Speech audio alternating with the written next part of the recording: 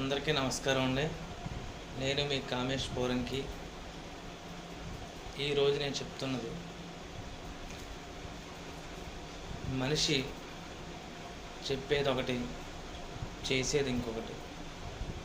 మనిషి చెప్పే పని జరుగుతూ ఉంటుంది, కానీ మనసు చెప్పే పని జరగడం కాస్త లేట్ అవుతుంది. ఖచ్చితంగా జరుగుతుంది, కానీ అందరూ కూడా మనిషి చెప్పిన పని చేద్దాం అనుకుంటారు. మనిషి చెప్పిన పనిని ఎవ్వరూ కూడా చేద్దాం అని అనుకోరు.